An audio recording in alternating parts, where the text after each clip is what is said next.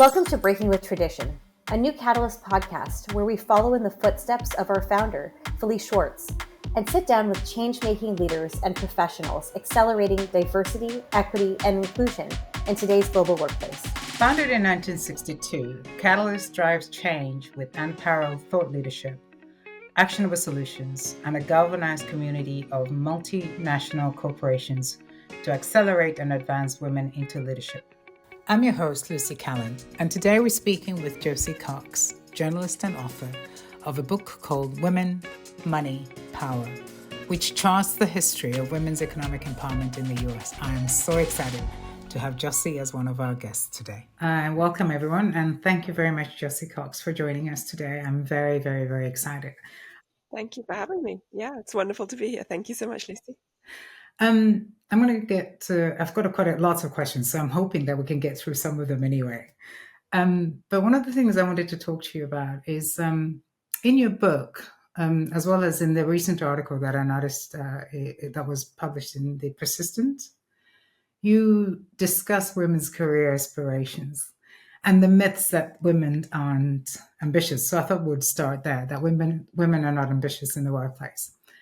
How are these false assumptions holding women's or impacting women's career today in the workplace? Yeah, it's a great place to start and a great question. And perhaps a little bit of background as to why I became so interested in this concept of ambition and, this, what I call the myth of ambition, or the myth of the unambitious mother, particularly the unambitious woman, but particularly the mother.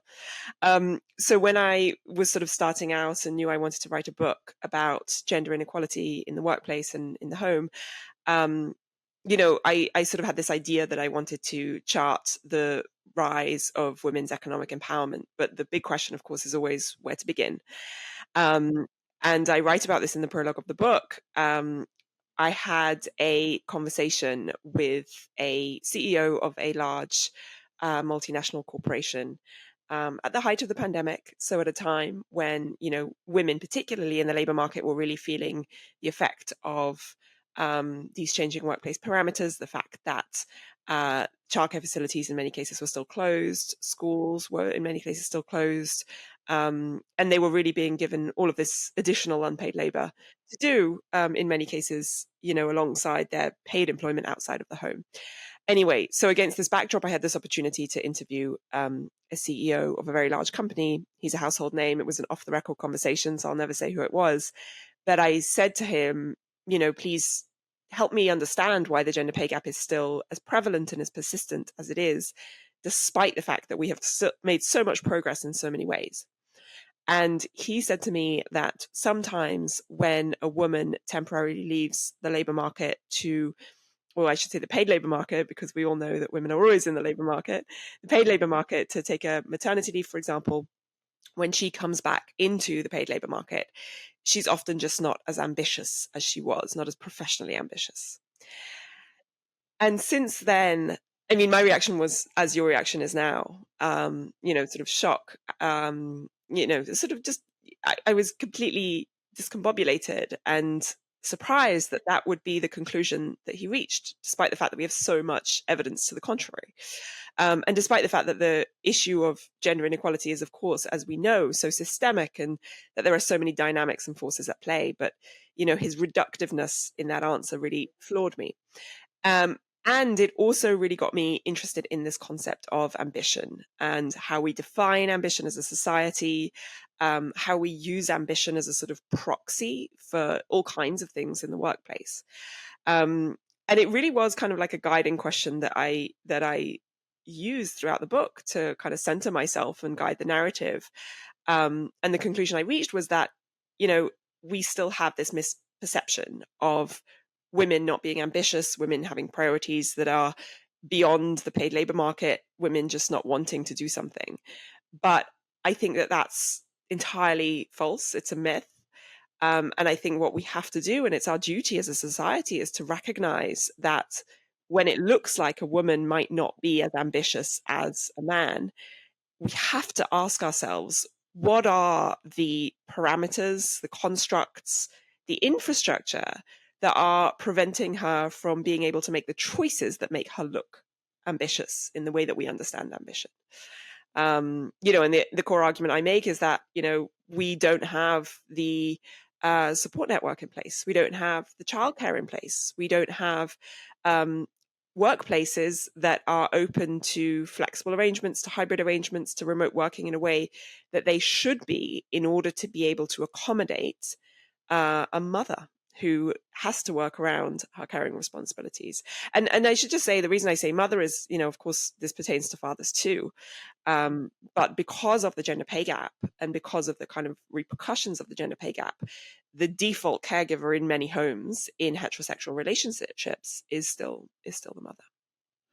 It's interesting because you already touched on some of the things I was thinking about, like what do we need to, because you're talking about the infrastructures, right? It's about changing it's not about fixing the women, as Catalyst will talk about that a lot. It's about changing the infrastructures the way women are working and making them more accessible and places where ambitions are allowed to grow, whatever that might look like. Because I do believe that organizations that do that will be the ones that will be around for a long time and will be successful. So having said that, it's like processes and workplaces and environments and all that. What do we need to do collectively as a society to break away from these, I'm going to be kind and call them just false perceptions, because there's other words that I could use, but I'll just, what do we do? What do we need to do? I think there are many things. And I think the first thing is challenging these beliefs in ways that are respectful, that are rooted in tolerance, that are not accusatory, that are not divisive. But we need to be able to have conversations in the workplace that shed a light on the lived experiences of people who are perhaps not always given the opportunity to be the most vocal, right? And what I mean by that is, this CEO who I was just talking about, he is at the highest echelons of this business, very much in the metaphorical and literal corner office in the C-suite, and has presumably had the privilege of not having to worry about the types of things that so many members of his workforce do have to worry about. So what I would like to see is organizations that really promote a dialogue about the lived experiences of different employees, that encourage conversation and debate as well. I think that can be very healthy. And then also, kind of on a sort of operational level, what I would really like to see is organizations that are really have the courage to really self-reflect and say, okay, why am I doing the things I'm doing? And where is this design? Like, what is this design rooted in? The vast majority of organizations still stick to a 5-day work week. Broadly speaking, they still have an 8 to 9 hour work day.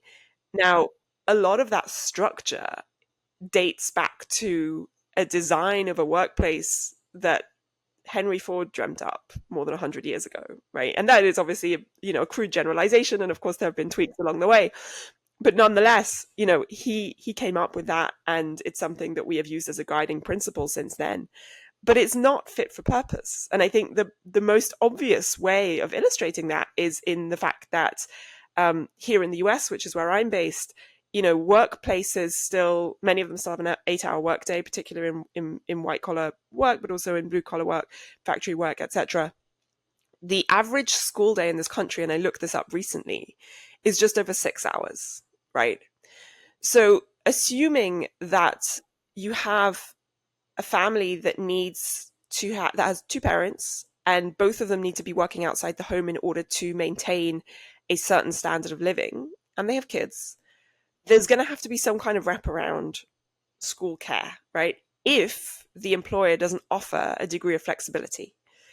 And I would really think, I'd really hope that in the next couple of years, as we have more conversations about this, employers take a long, hard look at themselves and think, okay, how can we actually make our workplace and our workday fit for purpose so that everybody can reach their full professional and economic potential?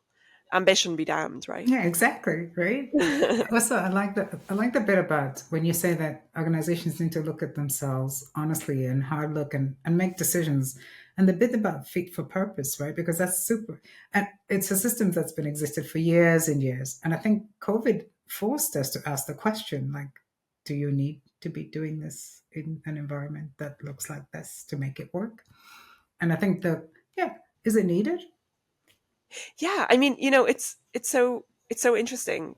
We have to talk about COVID, of course, because amid all the darkness and all the dire developments and the pain and suffering that came out of COVID, there was also an opportunity that came out of COVID, which was that we were forced collectively into this great experiment of seeing what would happen if we upended the routines and the structures of the workplace.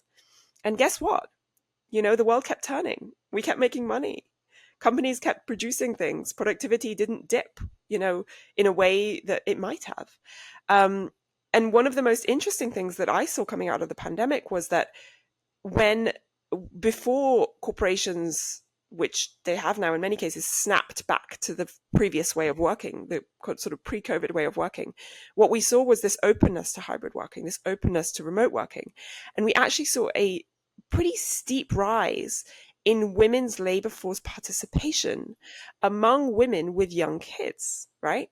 And that was because they were finally able to do their work in the paid labor market from home. They were able to do it around the caregiving responsibilities that they have. Now, what we've seen, that was kind of in 2021, sort of early 2022.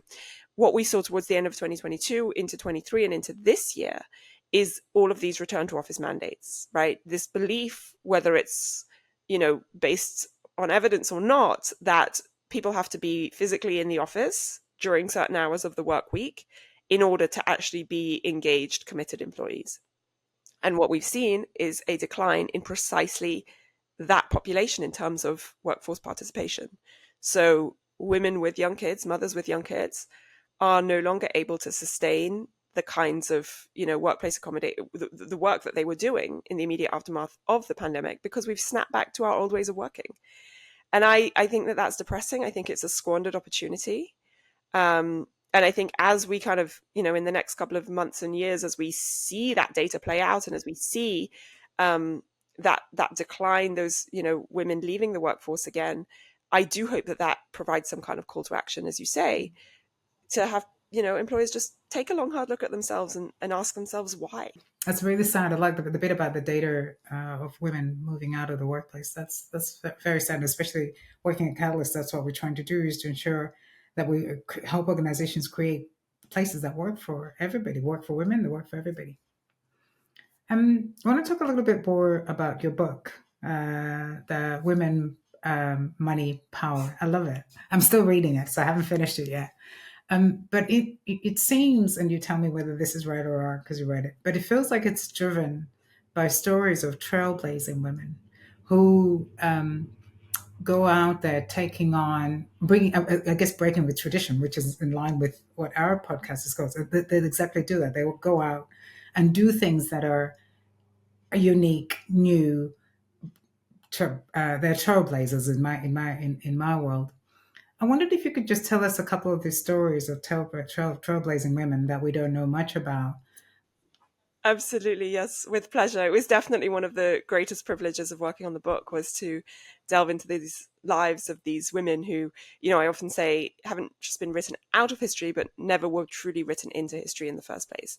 I start the book with the Rosy Riveters, who were the women who worked in the paid labor market during the Second World War, often taking on the jobs of men, in factories, sort of traditionally male-dominated professions.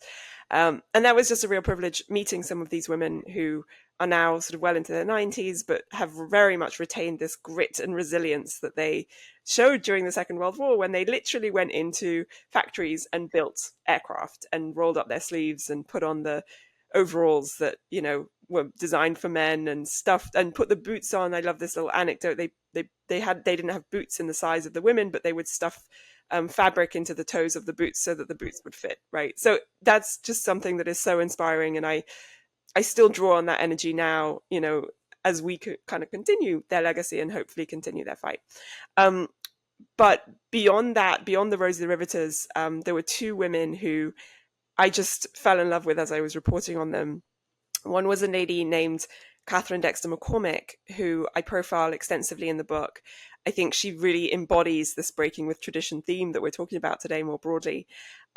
She was one of the first women to graduate from MIT, the Massachusetts Institute of Technology, a very, very male dominated institute of higher education in the early 1900s. She ended up marrying into a wealthy agricultural family, and shortly after she got married, her husband, Stanley McCormick, became very sick. So they never had children. He was later diagnosed with what we now know to be schizophrenia. And they sort of lived in this very sad state of him being isolated, being surrounded by care workers all hours of the day. And she sort of became obsessed with this idea of what would have happened if she had had his child and passed on this disease to the next generation, which led her to kind of conceptualize the idea of birth control really long before that was even, in the sort of general conscience at all. In fact, it was a time when in America, the concept of birth control was very much criminalized. There were laws in place called the Comstock Acts that actually made it illegal to talk about birth control, to talk about anything related to sex, reproduction, anything like that. And so she, broke with tradition by making this idea of birth control really kind of a life mission. And she dreamt up this idea of a pill that would prevent a woman from getting pregnant if she had sex. She crossed paths with Margaret Sanger. Now we know Margaret Sanger was one of the best known advocates of birth control in the 20th century. We also know that she has a very complicated legacy. She was a eugenicist. She was likely racist. And so I think it's very important to caveat that when we talk about her life and when we discuss her contributions. But Catherine was very different. And I believe that she was very much motivated by the idea of being able to grant a woman independence and being able to give her choices over her own life when she had a family, when she, choices over how she wants to essentially lead her life. She was remarkable, and she actually ended up, because she was married into this wealthy family and had a lot of family wealth of her own, she ended up single-handedly funding all of the research and development into the first oral contraceptive pill that became available in the US in 1960. So she's very much kind of the grandmother of the pill. Now, her name is not known. It is not in history books. It's not on history syllabuses. When she passed, she endowed a halls of residence at MIT, and it's called McCormick Hall. And when in the process of my research, I spent a lot of time in Boston, where MIT is, in the archives, reading through her diaries and her notebooks. And I spent one afternoon standing outside of McCormick Hall, asking everybody going in and coming out whether they knew who McCormick was. And nobody knew. And I just thought that was so telling, considering that I do believe that the oral contraceptive pill, the availability of the oral contraceptive pill, was the single greatest thing that contributed to women's economic empowerment in the 20th century. And yet her name is very much obscured from history. So wow. Definitely one of my favorite stories to report in the book. I love that. And I think it's interesting, isn't it, that such a game changer for a lot of women, including myself. It's like, it's and yet it sort of just disappears into totally into there. I encourage everybody to read your book and actually learn more, because I'm about a quarter of the way through, about halfway, and I was like, oh my God, really? I've got so many questions, and my team are like, and then I do feel like I need to give a quick honorable mention to my other favorite character that I reported on, who was a absolutely groundbreaking legal scholar, activist, civil rights activist, poet, writer, and later on a Episcopal priest. Actually, she became an Episcopal priest later in her life.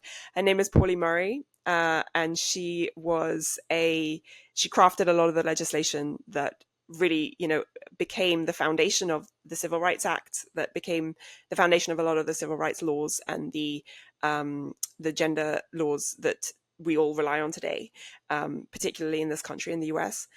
She was also a lifelong friend of Eleanor Roosevelt's. She was a mentor to Ruth Bader Ginsburg, the late Supreme Court Justice, and just a truly, truly remarkable person.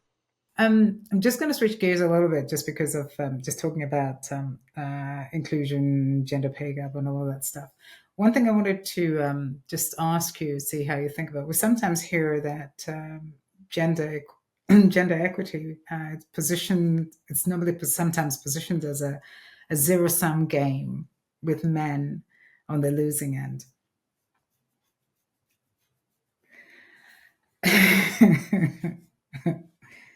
Yeah. So how can we reframe this perception? Like, what's in it for men to do this? Yeah. I actually think, as we have these conversations in this day and age against the current political backdrop, I think that question, that statement, that concept that you've just raised is one of the most important things that we should be talking about. What we have seen over the last couple of years is a backlash against DEI initiatives, against feminism, quite frankly, and a real, I think, fear among certain demographic groups, as you say, that the advance of one gender is at the expense of another gender in society, in the workplace, in the home, wherever. Now, I can't emphasize enough that that is not true. When women thrive economically, when gender equality is achieved, everybody wins, right? That is just, there's so much data, there's anecdotes, there's evidence to support that in any number of ways. But I really empathize with what you said, and I do empathize with this view and this fear that men are feeling left behind.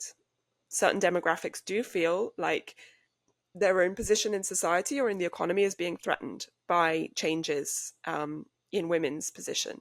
And if we think about it, if you kind of look back to the 1960s, 1970s, women have achieved so much in terms of their position in society. We have gained the right not to be fired for getting pregnant. We have gained the right not to be fired for getting married. We have gained the right to not get paid a different amount of money than a man for doing the same work. We've gained so much. We have, really waded into higher education. In fact, in the US particularly, women now make up more of the graduates from 4-year degrees than men.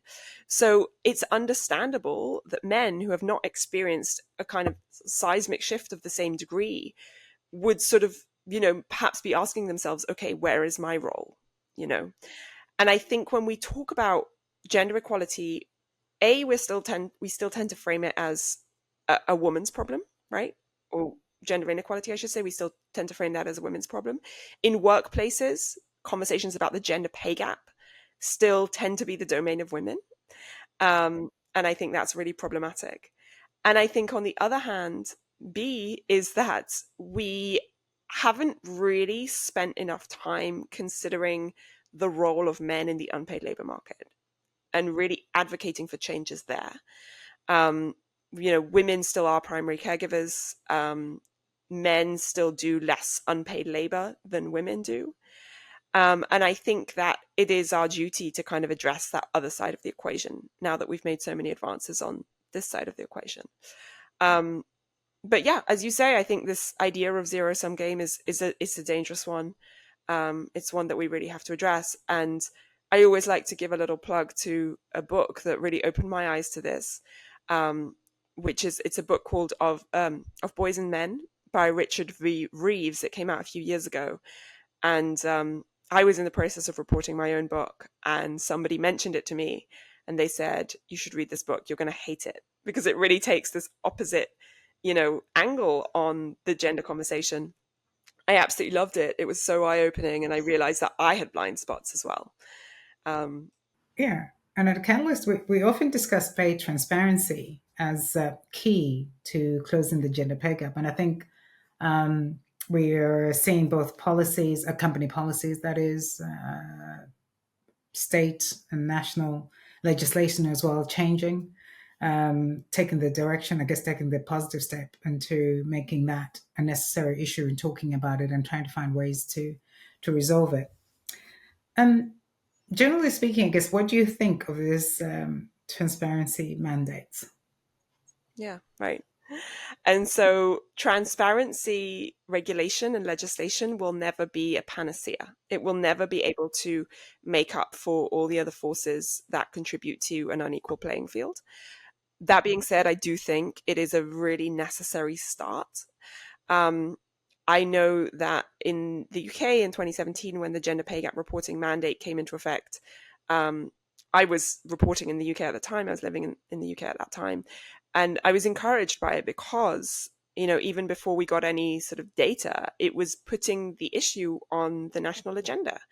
And I did feel like it was moving into the mainstream conversation. It was a topic of conversation in mainstream media. It was just consciousness of this topic was elevated by the fact that legislation was now in place that mandated, obviously, companies employing at least 250 people to annually report their gender pay gap. I have not been overwhelmingly convinced by the movements in the gender pay gap since that legislation has come into effect. But I don't think it has had a detrimental effect. I think that it has, on a case-by-case basis, raised awareness. It has, in some corporations, I do know now, have made it a strategic priority to close their gender pay gaps, and that is super encouraging. But on the other hand, we've also seen companies manipulate their gender pay gap reports. We've seen companies tick the box, abide by what I call the letter of the law, but not necessarily the spirit of the law. And that will continue to be problematic because ultimately capitalism, right? And short-termism and all of those forces that can prevent progress. But I do believe that transparency generally is a good thing. I've been encouraged here in the US by some states, including New York, implementing a regulation that mandates companies to post salary bands when they post jobs. Again, that's great in practice. In a perfect world, that would really, help to level the gender paying field. What we have seen is companies posting extremely wide salary bands, right, which sort of defies the point, in my opinion. But again, it's a step in the right direction. The question is how big of a step, but nonetheless, it is a step in the right direction. This isn't just, I'm just thinking it through, and like, how do you therefore encourage organizations or those that make decisions, if you will, on pay to take the next step from what you just said? Because there's something about the legislation asking you to do X, Y, Z versus just common sense from a talent perspective. So I was just thinking, as you were saying that, I was like, okay, I guess if we're not close to it, then what do we need to do collectively to make this work? Yeah, I think part of it is spelling out the sort of effect that transparency can actually have on your organization. And if you abide by not just the letter, but also the spirit of the law, if you create, that transparency, therefore that trust within your workforce, you are undoubtedly likely to have a better retention rate. Yeah. You're likely to be more appealing as an employer, and ultimately, yes, if money talks and if it has an effect on your bottom line, then, perhaps that's the compelling argument you need in order to actually take this seriously. I find it quite depressing to think that it's ultimately money that will make the argument for gender equality. But, again, that's the world we live in, isn't it? And I don't know, as an organization, you may even attract those women that have ambition. There you go. And we all know there's nothing more dangerous than an ambitious woman. Exactly, right? an ambitious woman. Is there anything else you want to talk about from your book, or anything else you think we should know? Women, money, and power. Is there anything that you think I haven't touched on that or you'd like? No, I mean, you and I both know we could talk about this all day, right? But I think that the one sort of takeaway that I really hope people have is that this book is not just for women, and further to what we were just saying a minute ago about reframing the conversation about equality in the workplace, making sure that that conversation is inclusive, that it is not just a woman's conversation, it is not just the domain of women. The reason I wrote this book is to educate everyone and to spell out where we've come from and why we haven't made more progress than we have, and what all of us can do to begin to break down the biases, the heuristics, the systems, the parameters that are preventing progress.